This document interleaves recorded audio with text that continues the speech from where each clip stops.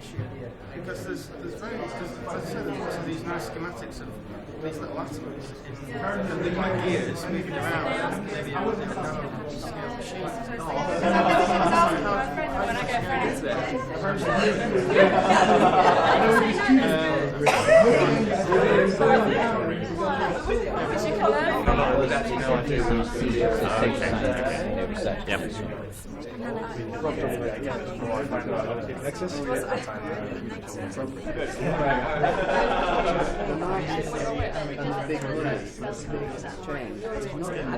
think that was the thing, is because we didn't, there was no discussion, there was no interaction going on between what people in the scientific community were doing.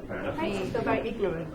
I did when you first introduced the conception of nanotechnology, nanoscience. Thick. And I think it's something that since then I've thought about more and been much more aware of. And it is amazing how it is in everyday products and it is in everyday life. And you pick up a newspaper and you read about it. I mean, even things with like there's a new nano iPod. Isn't there, I don't know, I mean, but is there a danger sometimes that you can sort of get carried away in trying to solve a problem, a particular scientific problem, and sort of like lose sight of where this is all going? In terms of like you get so focused. I didn't want to say that. No, but you like get so focused on solving a particular thing that you're working on that you actually lose sight of where it's going. You know, you're all sitting here saying you're doing the right, you know, you didn't want to go into explosive whatever, and that's fine. But it's like you just need one scientist who's got no morals, and you know what's going to happen. Well, that's exactly the thing. So it's really up to us to kind of use individuals as scientists to say, right, we've gone this far and we only want it used in this way. I mean, what we've said is there's nobody to stop it. I think my biggest fear is that it won't work and it will not live up to its promises. But then all these other potentially weird and wonderful applications, so that's okay. Obviously, I've got some. I'm surprised that your concern is that it won't work, and your concern isn't the possible use of it. Because there's difficult work to be done, and you're going to have to spend some time doing some discussions and drawing some lines and making some boundaries. And I think it's, you know, as you say, it's right that we have these discussions early enough that you can get those done in time. But I don't think that's a reason for not moving the technology forward. I think this aim of getting everybody in the world living comfortably in a sustainable way is really, really important. And I am convinced that needs technology to do it. And the reason I'm convinced it needs technology to do it is because I know that we need technology now to live as we are, and the technology we've got is not good enough.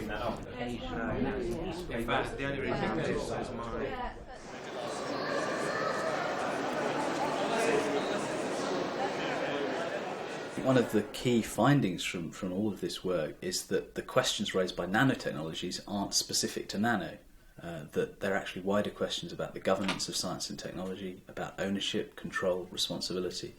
And so one of the challenges going forward is how you connect these kind of insights to the development of policy, both in the nano domain and then more widely in terms of science and technology policy.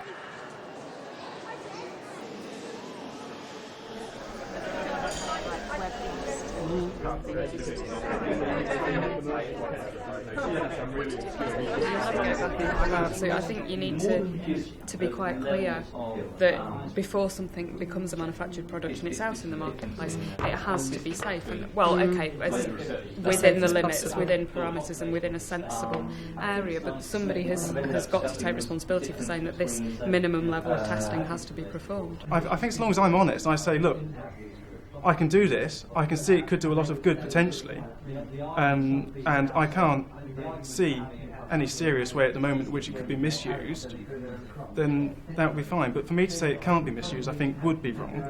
And for me to take away the decision from the public, say you're not going to have any of the benefits or any of the drawbacks, I think you have to let people be sensible.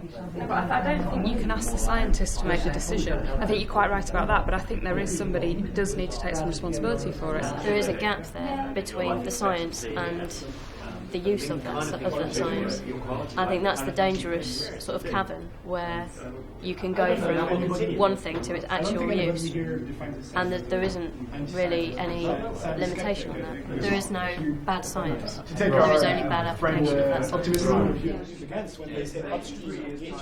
We hope that this would have an impact, certainly on the nanoscientists who were involved in the process and also the publics, and they would actually go away taking with them a sense of the possibilities that emerge from this kind of dialogue. And that I think was very much the case. The scientists were very animated by the process. They indeed had much opportunity to talk through or to think through the social and ethical implications of their activities. And I think that was very much successful impact arising from out of the project. I'm really happy about the whole thing, especially for us sitting here. We admitted it, we've been chatting before. It's quite nice that at the end of the day we can relate to them as real people, and they do have the same fears.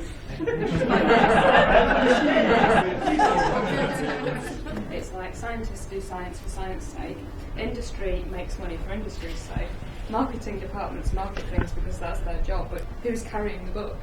Who at the end of the day is being responsible for this?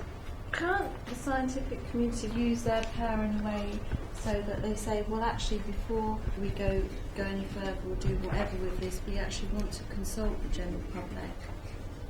Can they do that, or would they do that? Or? I'm not the one developing the technology. I'm the scientist, and so I'm not the one making the decision of how it is applied. And the risk is carried actually in the application itself, and not in the science mostly. And so that's why they can seem a bit unethical or remote and say, listen, this is not my game. Well, that's sort of going back to what you were saying about the journalists and everything. Just, if you just use your money that you're given just to give it to journalists to say, oh, well, we'll just tell them that, you're not getting anything back from us. And surely that's probably what communication should be, a two-way thing, not just this one-way system.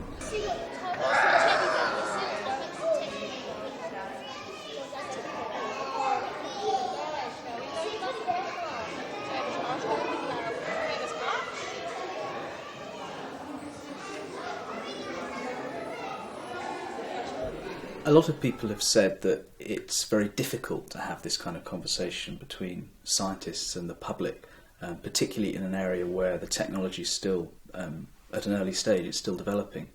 There's an assumption that this will somehow require publics to go into the laboratory and peer over the shoulders of scientists, interfering with their work. And we wanted to show that no, you could actually do this in an anticipatory, early way, and you could do it in a way that enabled quite a fruitful, productive conversation between scientists and members of the public. And I think the work we've done has demonstrated that that can happen.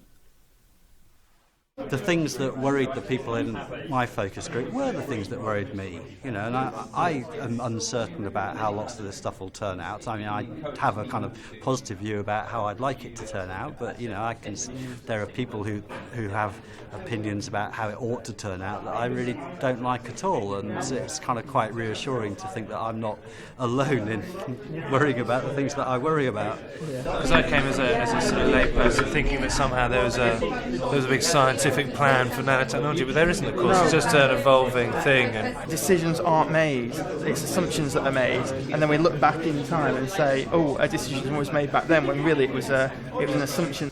It's the same sort of things I worry about when I'm not being a scientist. And in a way that's quite nice, the whole seeing that actually I'm not as detached from the real world as possibly I might have thought I was.